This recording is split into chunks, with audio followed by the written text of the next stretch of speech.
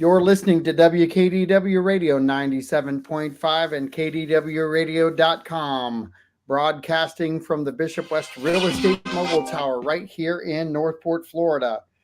I've got two really special guests in the house, but I've got to explain a little background here. I've got a good friend who plays in Tropical Avenue, Jeff, and he's a trumpet player, guitar player, just about everything out there. And he notified me of a fundraiser that's happening for fallen heroes. So I reached out to the Defenders, and they were gracious enough to come on and tell us about their one, their organization, and two, what their fundraiser is all about. And Junior, I hope that kind of filled you in on how this transitioned into a radio podcast. But I'll let you each introduce yourself. Dave, you go first. My name's Dave Harris. I'm with the Defenders. My road name is Detour, which we all have our own special road names.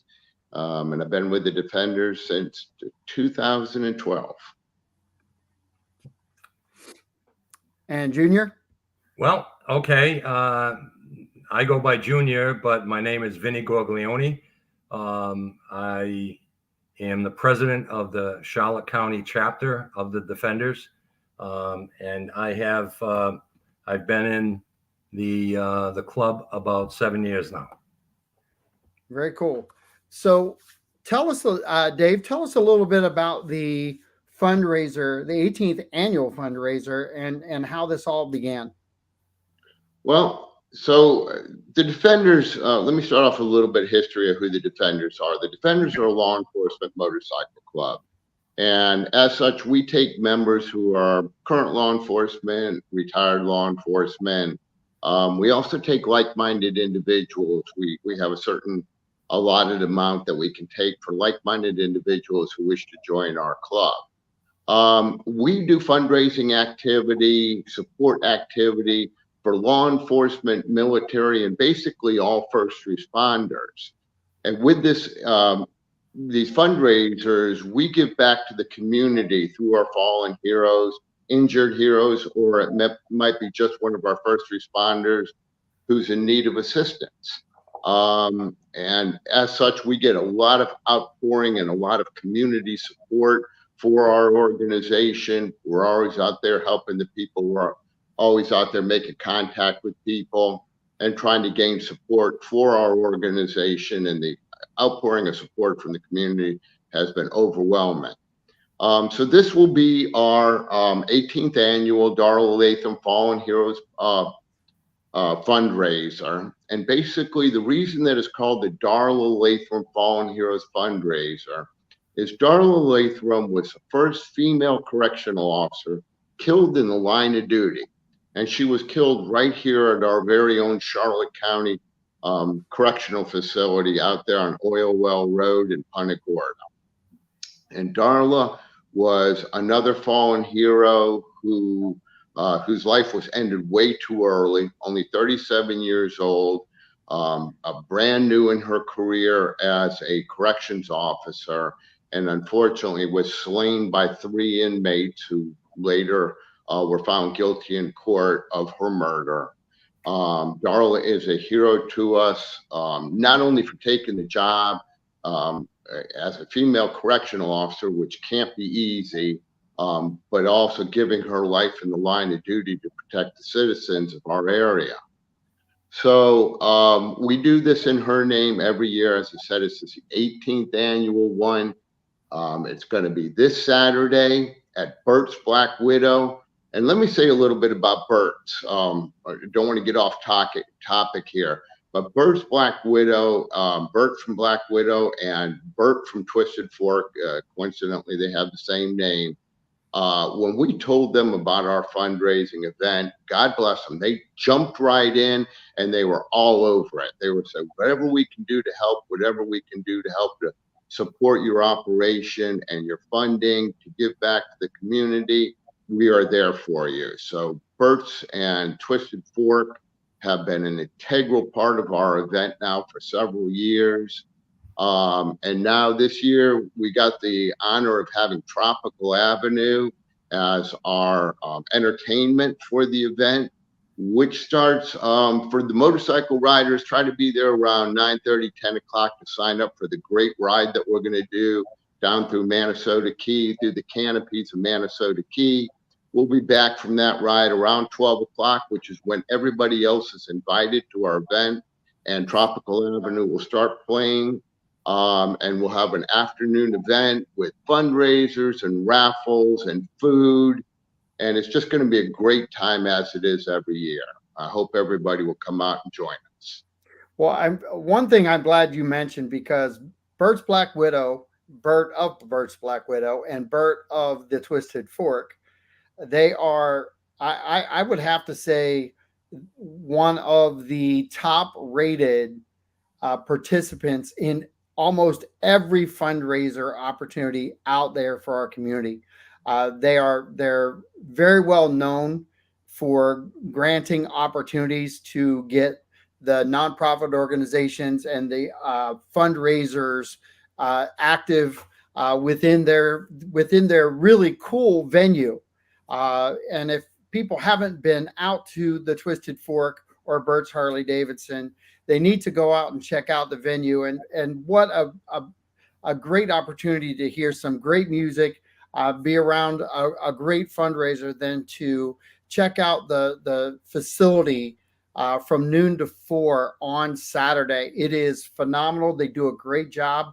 And if by some chance it rains, there's a cover overhead if you haven't been there. And I will promise you, us bald guys, we love the fact that we have plenty of shade to keep ourselves protected. Also, if you're riding, there's plenty of bike parking. So don't hesitate on coming out to the venue. There's lots of bike parking. Go in and check out Bert's Harley Davidson. It is a really cool storefront. Lots of opportunity there to make some friends and maybe network, but come out and check them out. I'm going to slide over to Junior real quick because I don't want to make him feel like he's left out right from the start. But I did notice he smiled really large when I talked about ball head and sunshine. So I think he kind of understands a little bit of that sunburn attack himself. How you doing there, Junior? I'm doing well, thank you. It does get very, very hot down here in Florida. So it's great that both Berts have that venue where we're shaded and protected by some of the nasty weather we can get every now and then here. But I will say something about both Berts. They're very generous individuals. They reach out and support the community. They support many organizations, not only motorcycle organizations, but other civic organizations. So they do some great work for the community, and I can't say it enough on how appreciative we are to have both Berts in our corner and supporting us. They like Detour had said, once we told them about our annual fundraiser, they jumped right in, and they have helped us along the way for several years now. And it's always a great event. There's lots to see and lots to do at our fundraiser. Remember, it's for the fallen heroes. We raise money so we can give it back to the community, and that's what we're about. And there's something to be said about your approach here. It's one of inclusiveness. I think the biggest thing that we could talk about today is how motorcycle clubs do give back to the community, and through all of their efforts, they make a huge impact in our community, whether it be Toys for Tots at Christmas time or fundraisers like this one. where the motorcycle clubs traditionally, I would say, get a bad rap a lot of times. And if they were ever to come out to Twisted Fork and actually sit down at a table and have a conversation one-on-one and take the fear factor out, you guys put your pants on the same way we do. And I've always found the conversations to be very cool, and very forthright, and really honorable back to the community. And that's something to be touting in this day and age. And how do you guys feel about that? Well said, John. Go ahead, Dave. Oh yeah, there's no question about it. I mean, that's what we're here for, and that's what the whole Defenders Law Enforcement Motorcycle Club was founded on, is our giving back to the community and giving back to our first responders, who sometimes are forgotten about. And so, some recent ones, of course, you guys are familiar with Deputy Christopher Taylor, who was tragically killed on Route 75 by a drunk driver. In that situation, the Defenders jumped forward with the money that we had made from this fundraiser, and we jumped into action and met with the sheriff of Charlotte County, and we gave a large donation to help the family out in a time of need, to cover some of those costs that can hit you so quickly after a death like that. And it's well received by the community, not only the general community, but the law enforcement community and the first responder community as a whole. Well, talk a little bit about. Vinny, you want to jump on that?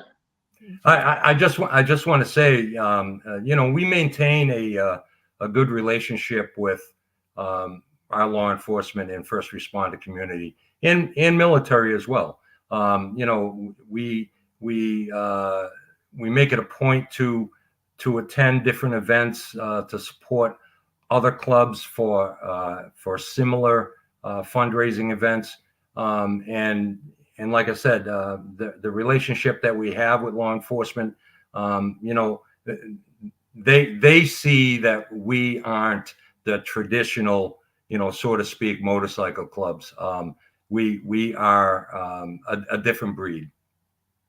Well, and I like how you guys are talking about this, because the dialogue to the community is really essential, because I think first off, I think the brotherhood of law enforcement is massive, and we just lost Dave there for a second. He'll pop back on, I'm sure.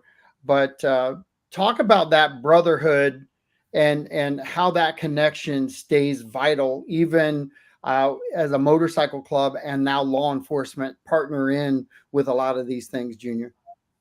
Well, first of all, when the Defenders were founded back in 2004, their birth was in Naples, Florida, and it's made up of, as Detour had said, it's made up of members in the community that are active or retired law enforcement officers, military, first responders, and like-minded individuals in the community. So, our premise is to share that solidarity and brotherhood, if you will, between our membership. And currently we have 76 chapters throughout the United States. There's like 17 chapters in Florida alone. So, the membership, we support each other. Each chapter supports each other. And we have that camaraderie and friendship and brotherhood. And it's,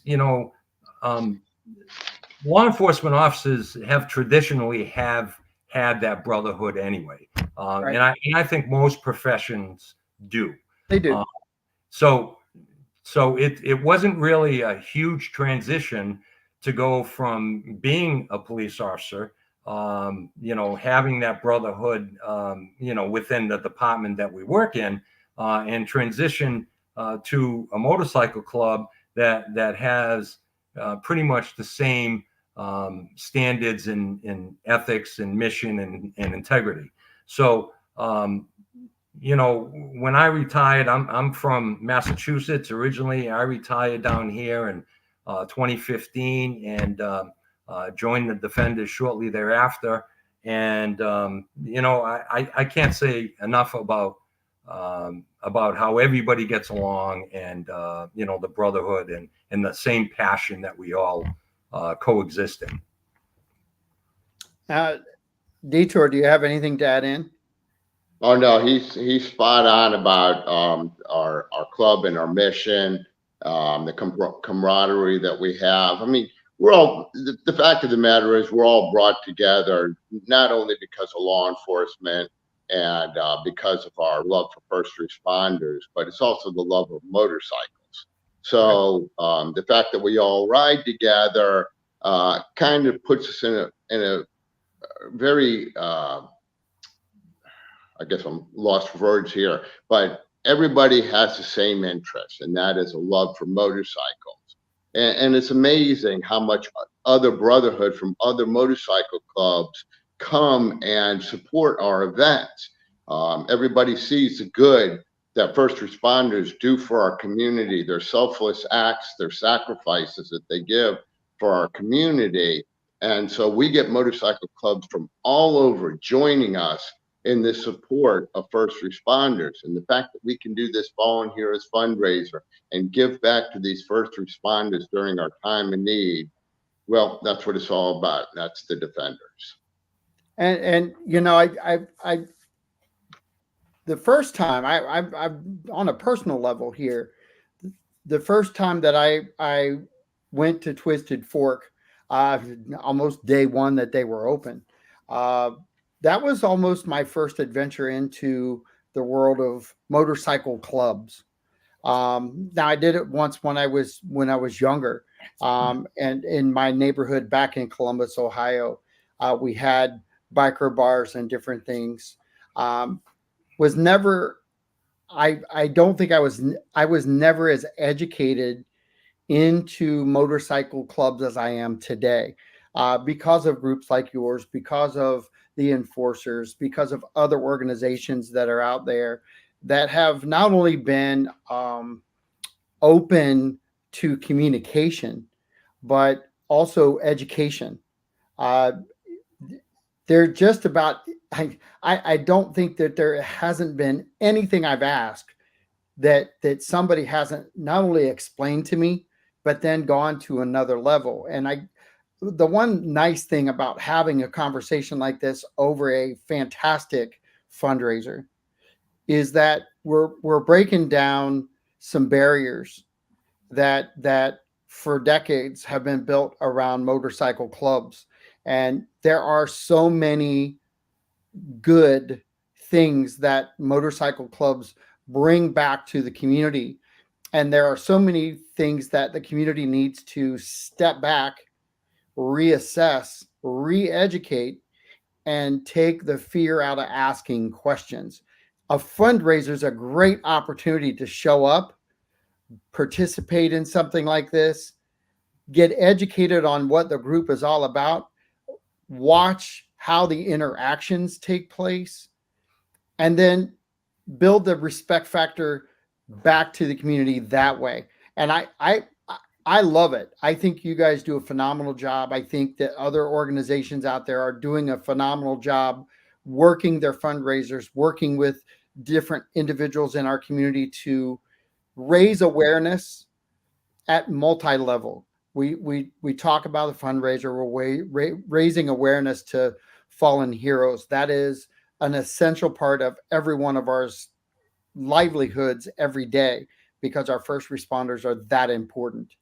But just knowing that law enforcement is actually part of a motorcycle club. There are people out there that can't comprehend that at this point and maybe are confused by it. But I think you guys said it the best, is that there's a love for motorcycle first. Mm-hmm. And the brotherhood you've been part of, as far as the law enforcement side, first responder side, that brotherhood doesn't go away once you're in it. You just build layer after layer on top of that, and getting the community to buy in to what you guys are doing. What's some of the ways that you have, and I don't want to use the word target, because that's not fair to target the community, but maybe make them more aware of what you guys are about, how you function, and how much you give back to the community. What's some of the things that you've done to improve that communication? Well, I think one of the things that we, for example, I talked about how we give back to first responders and how we support them, but it goes much deeper than that. I think people don't realize that. Several years back, I was on Facebook, and I saw a post on there from a lady right here in Northport, and her child, because he was autistic, was being shunned by the children in his class. And so I found out about this, and I'm like, oh, wow. So he's going to have this birthday party at a park, and nobody's going to show up because the other children make fun of him due to his disability. But that's where the defenders gets involved. That is the kind of stuff we leaped all over it. We were on it in 2 seconds. I was like, okay, call the president. Can we do this? We want to show up at his birthday party. We want to be there for him. Then I called the Northport Police Department and told them of the plight of this child and how he was being teased by other kids in his class. Northport Police Department jumped all over it. They were like, we'll be there. We'll be there.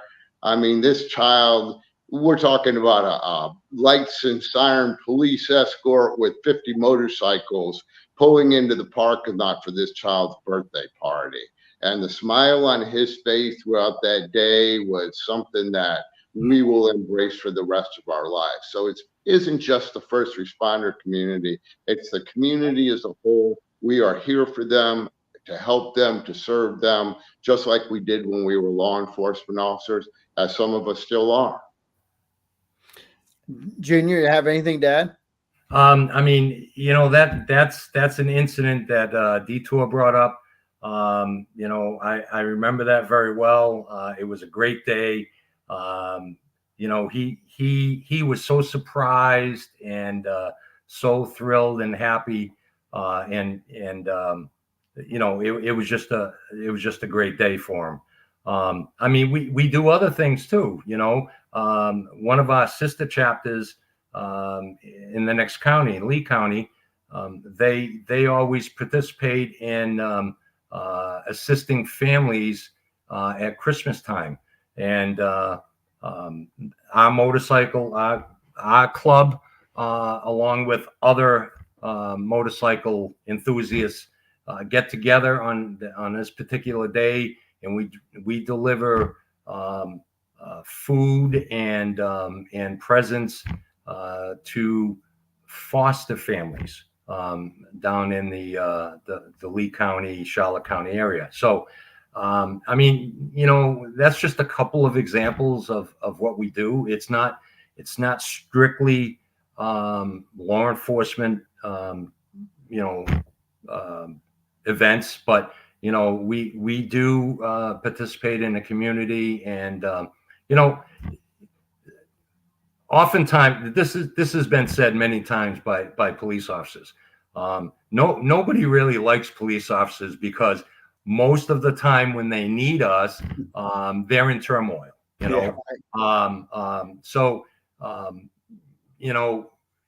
We try to show our other side. We have a heart and we have compassion, and so we show that through our organization, and we give back to the community in many ways. So talk about the 18th annual Darla Latham fundraiser, because I want to incorporate 18 years of commitment. That's impressive. um, because you've got 18 years of running with the same fundraiser. Can you tell us a little background on that? Well, Sure. I know that as I mentioned before, the Defenders was founded in Naples in 2004. We became the third chapter in 2006. The Charlotte County chapter was formed, and the very following year, we began the annual Dollar Latham Fallen Heroes event, and we've been doing it ever since. Detour, you want to add to that?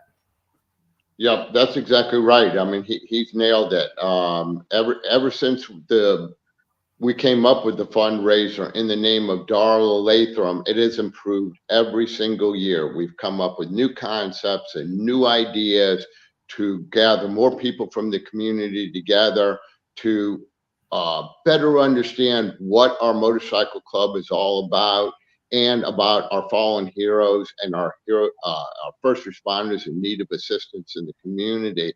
It gives them a chance to one-on-one interact with us. They get to see that we're not, a bunch of gangsters on motorcycles and the villains of the community, that we're real people who really care about their community and care about the people in it.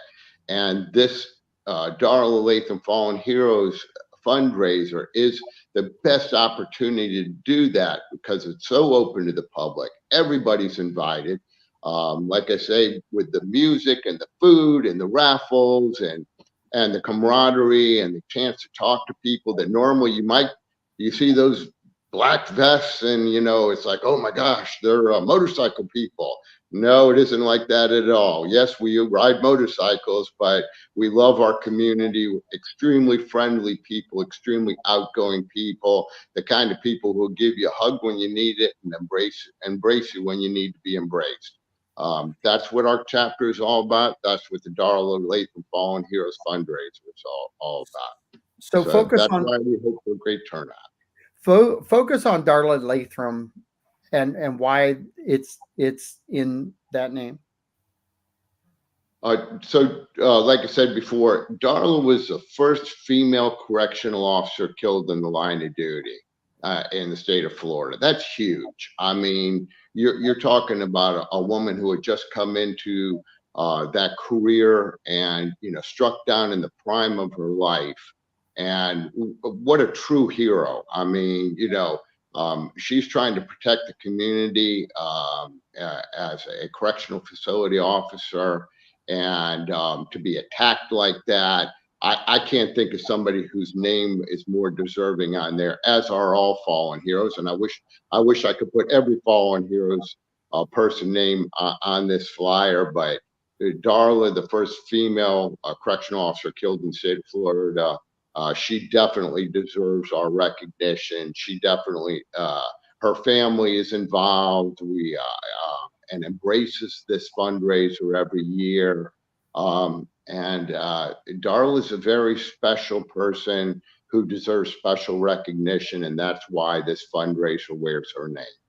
And talk about, and I know that this is not like the hot button, but talk about the relationships that you guys have, husband, wife, husband, girlfriend, and the relationship with the motorcycle club overall. And then there is a correlation between the female officers who are out there in this world too, such as Darla, who are our heroes every day. But talk about that relationship, because here again, trying to bust down the barriers of how people think. Talk about that inclusiveness. Well, Defenders basically was started as a male club, but we do have females in our club as ladies members. So yes, we have. Vinny could probably give you that number better than I can, how many female members there are, but I guess the area 30. Would that be about right, Vinny? Well, in our chapter, we have 35 fully patched members and 19 lady associates. Wow. There you go. So our spouses and significant others are very much part of our club.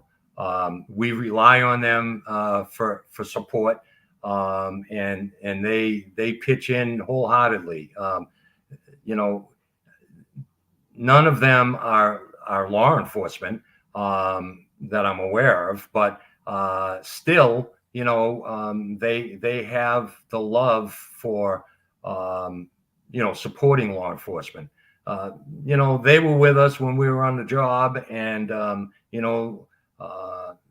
course, they didn't know everything that we went through, but there were times that they were shared information, so they know the important job that we have, and unfortunately sometimes we don't come home, and that's always a big obstacle, I guess, for a spouse of a police officer.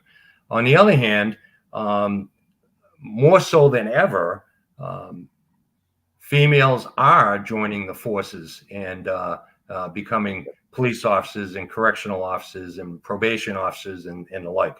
So, they are now becoming stronger than ever, for the agenda. And we welcome it. I've had over my career, I've had female partners that, quite frankly, you rely on them just like you rely on a male partner, and they were and still are an integral part of law enforcement. Detour, you have anything to add? I absolutely 100% agree with Vinny at that. The females coming in more and more into the profession. When I started my career many years ago, we just didn't have that many female officers. But as the departments realized what they contribute to the department, now our departments are understanding the role of having two sides. You got the male macho ego, and then you've got the female with the compassion and the understanding. And when you mix the two together, you get a darn good outcome. And I've seen it time and time again. I'm sure as Vinny has seen it time and time again, because where we may have one perspective, they may have another. And when you mix those two together, you come up with the right outcome. So we're very, very proud and embrace our female partners in law enforcement, firefighting, any first responders. We are very lucky to have them on board. And I hope this trend of them coming on the departments and joining us will continue. And I think it will. There's a lot to be said with everything that you just stated, and it's like everything else. It takes time to break barriers down. It takes time for things to change. The one cool thing is that I think that law enforcement overall, and first responders, even into the armed forces. I was part of the Air Force, and I remember going through that whole training, and the acceptance was almost, I got to tell you, almost automatic. There wasn't a second thought. You just knew you were doing it.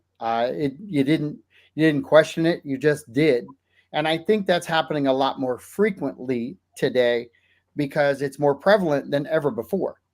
And the opportunities are there across the board, whether you're male or female. They're across the board, opportunities in just about every line of work, whether it be detective, whether it be firefighter. There's just a lot of opportunity there, and people are gravitating.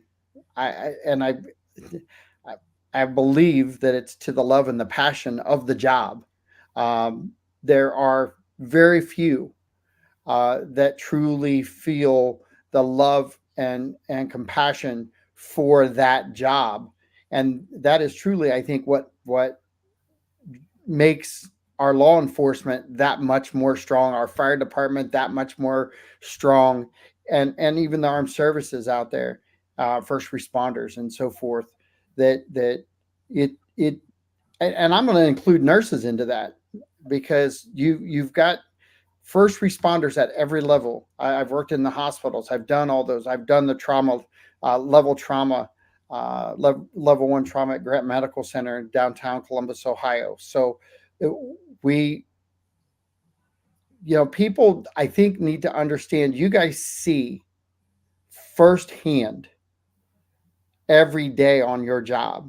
Your wives, and I'm glad we kind of included them into this conversation, but your wives have lived that first response time that you had to a massive scene, that because they had to talk to you about it. So they've kind of relived it secondhand, but there's a lot to be said for going home and being able to have someone you can count on at home to, I think, debrief your day, and kind of change the outlook. And I see that Junior shaking his head. Do you want to add anything to what I'm saying there? I mean, I just want to say, I've seen the trend increase dramatically over the last 20 years or so. I teach college courses, and I've been doing that for over 20 years. And when I first started, teaching criminal justice courses, most of the students were male, but that trend has changed, and it's very close to being equal in the classes. So I think more and more females are definitely getting into different facets of the criminal justice system. Whether it be lawyers or whether it be probation officers or police officers or anything in the criminal justice profession. It's definitely added their female presence, and as David said, it's their perspective is welcomed. Years ago, if you met up with a police officer, let's say as a kid growing up, they were very macho and gruff, and now it's not that anymore. The community policing trend has changed everything. And of course, I'm getting off topic here, but it has changed, and I think it's all changed for the better, for sure. So adding that female perspective in there certainly doesn't hurt. It's welcomed. And here's the beauty of real talk. We are having this conversation, and yeah, we were a little bit off topic, but truly we're not. And here's why I'm going to bring this back full circle for you guys, is that as easy as this conversation was, if you go to this event tomorrow, these are the conversations you can have. They're really down to earth. They're easy to talk to and about. Educate yourself on what these guys do, their organization does. It's this easy to change a mindset if you're willing to go and participate. It's this easy to participate and be appreciated for being there if you just let the defenders do that. That's the beauty in this whole conversation, is that, yeah, while some of these things are off topic, they're very inclusive, and fundraisers are a vital part of what you guys do to give back to the community, and breaking down these barriers of communication or lack thereof is huge for an even bigger fundraiser this year, next year, and the following years. And to have this for 18 years, there's got to be an immense pride in putting on a fundraiser at the year 18 versus the year 1, because I've done year 1 fundraisers. You're just trying to figure out how to make it successful. At year 18, you've had that feeling. You've got to ignite more people to drive the information out. I love the fact that we're having the conversation.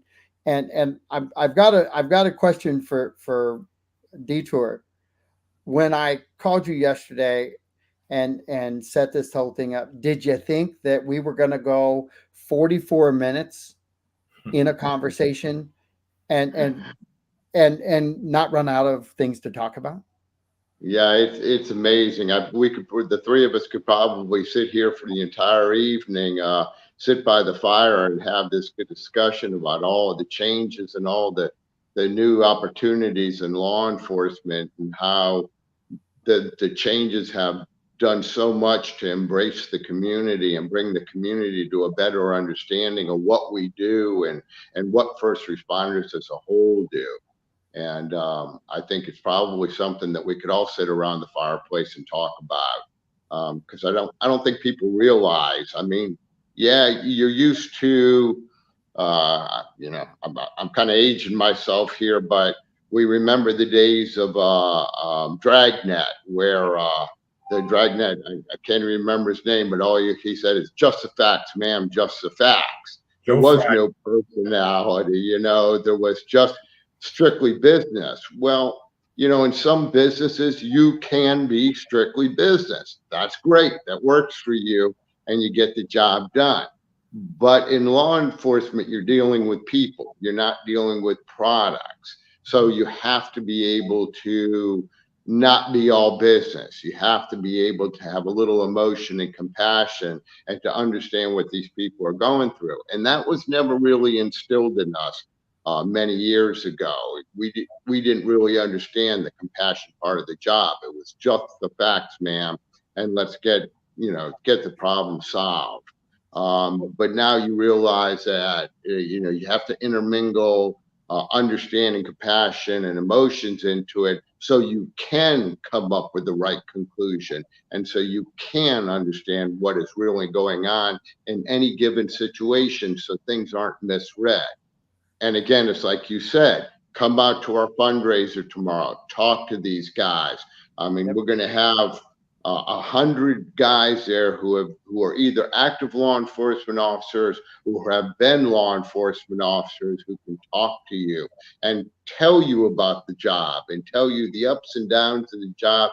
And hey, maybe we can even recruit you to become a police officer in the future yourself, or a firefighter, or another type of first responder that meets your needs.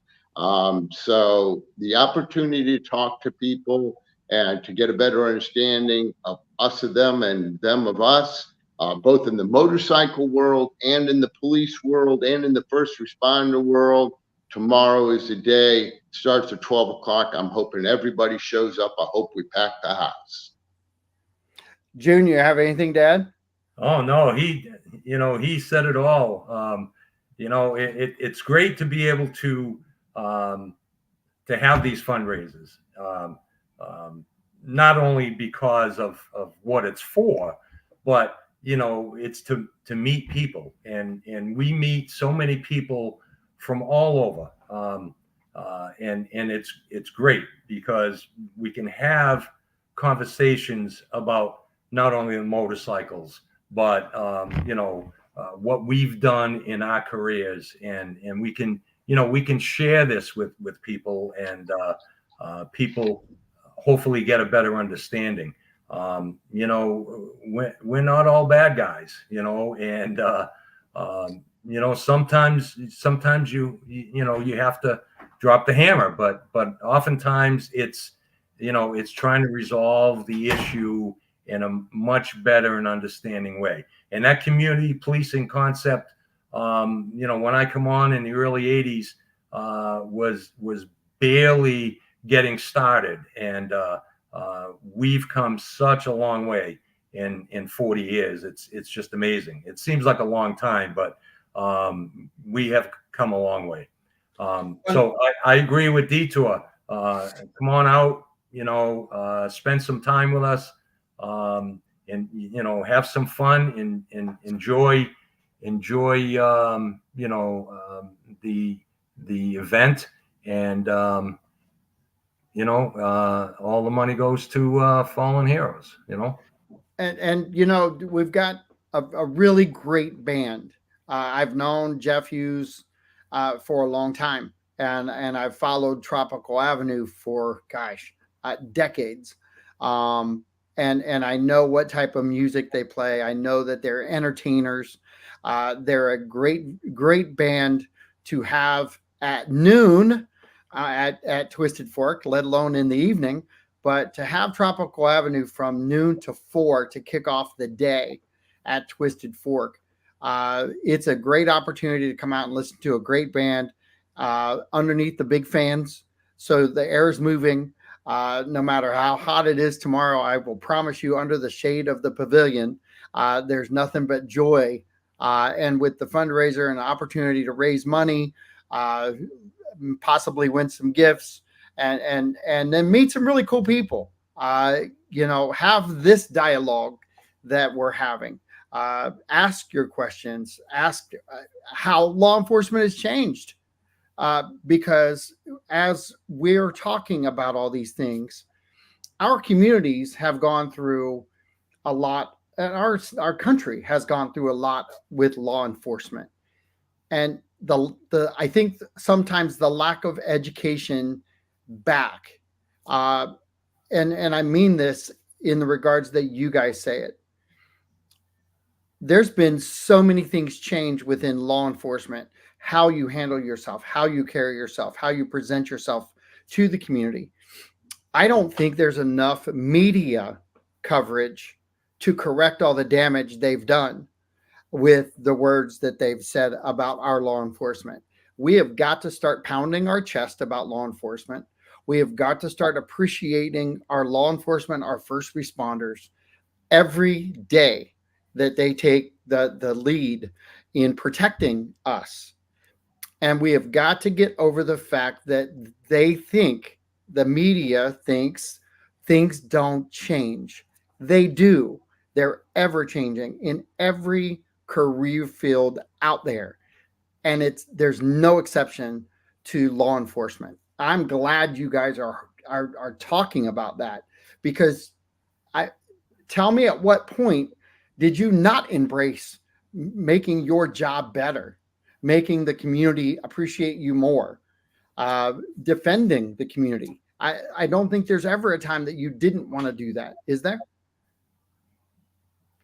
Oh, no question. No. That's spot on accurate. I mean, I'm sure I can speak for Vinny and myself. When we entered law enforcement, it was to make the community a better place.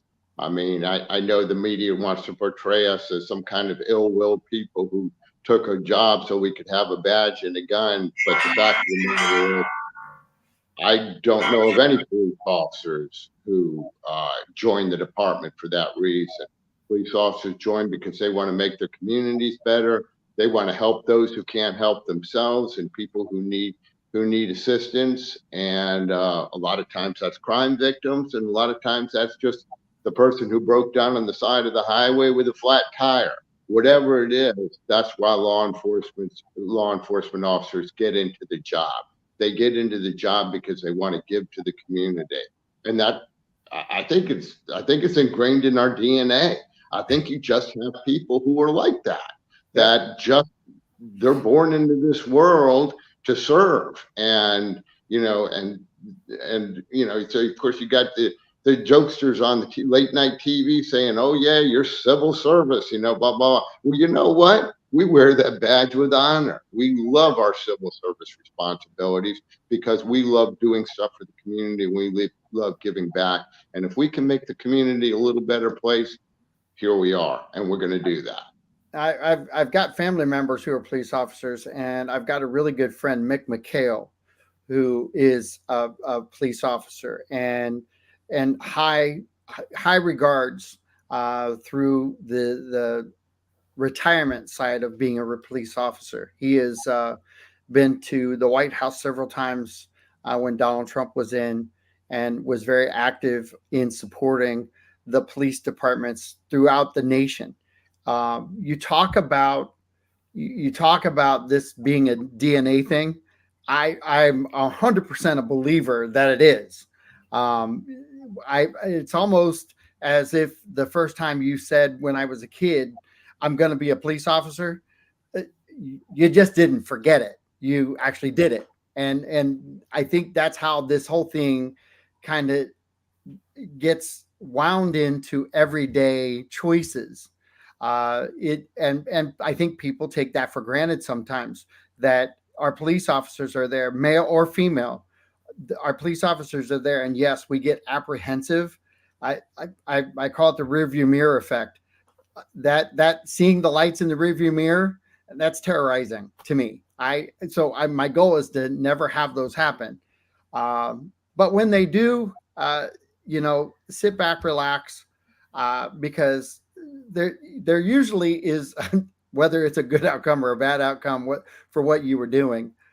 There's usually somebody on the other side of that that's going to give you a piece of their mind if you were being unsafe. But they're doing it for the protection of you and others. I think we've got to start talking about that as a whole, collectively, instead of the bashing of police officers. Look what they did. Well, let's talk about the look what they did, but also look at what they are doing, because look at what they did might be 1% in the nation overall. And we're not talking about the 99% positive that's happening in the nation, keeping our storefronts safe, our communities safer. There's something to be said about a safe community and a motorcycle club of first responders and working with local police departments such as Northport, such as Charlotte County, that you guys have kept that connection, that brotherhood, that open communication. And I think that's just the key to this whole thing is people need to show up to your event. They need to get educated if they're not. They need to feel comfortable when they come. They need to go and enjoy some great music and understand that putting on an event for 18 years isn't just a fly-by-night thing. This is a commitment of 18 years of focus on fallen heroes. So as a community, let's go out and show our support. Let's go out and listen to some great music and be a part of this. And I'm going to throw it back to you, Junior, for a second, and then Dave to end it up. But is there anything that you want to add into this? We've got about 3 minutes left. Not really. I think we've said it all. We support the community. Our commitment to law enforcement over the years, we've transitioned that over to the motorcycle world, and we take the same concepts of helping people in their time of need right into the motorcycle community and having our Fallen Heroes fundraiser for that purpose. Yeah. Detour, do you have anything to add? Just very simply, a rundown of tomorrow. For those that are going to ride a motorcycle, please be there by 10 o'clock so we can sign you up. 10:15, we're going to have a safety check. 10:30, they're going to be on the road. 12 o'clock, they're going to be back at Bert's Black Widow for the band, Tropical Avenue. Going to be some amazing food from Twisted Fork, as it always is. The great venue there at Twisted Fork and Bert's Black Widow. The event runs from 12 to 4. After the motorcycle riders get back, the event runs from 12 to 4. Tropical Avenue is going to be playing, and we're just going to have an amazing time. Please don't miss it. I hope to see everybody there. Fantastic. Well, thank you both for being part of the show. It has been a pleasure to talk with you both and to get educated on what the Defenders are all about.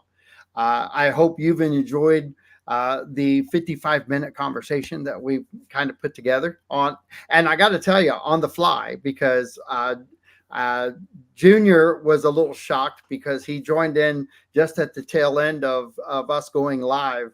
And I'm sure, Junior, that you're happy with the end result of this interview, aren't you?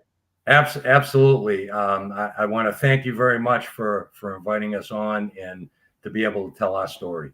Awesome. Detour, it was a pleasure. I'm glad we got connected. Next year, we'll for the 19th annual, we'll do it much sooner, and we'll get the word out much quicker. And anytime that you guys have a fundraiser, make sure you get me the information so I can do PSAs at the radio station 97.5 FM for you, and we'll take care of you on that. Thank you again for your time. We really appreciate it. Thank you, sir. Thank you. This is John Rawlings with Real Talk Radio and the Defenders. Please join them tomorrow at Twisted Fork from noon to 4 for their fundraiser, their 19th or 18th annual. I'm getting ahead of myself. 18th annual fundraiser, and for fallen heroes. Let's go out and support them. Thanks and have a great day. Bye-bye now.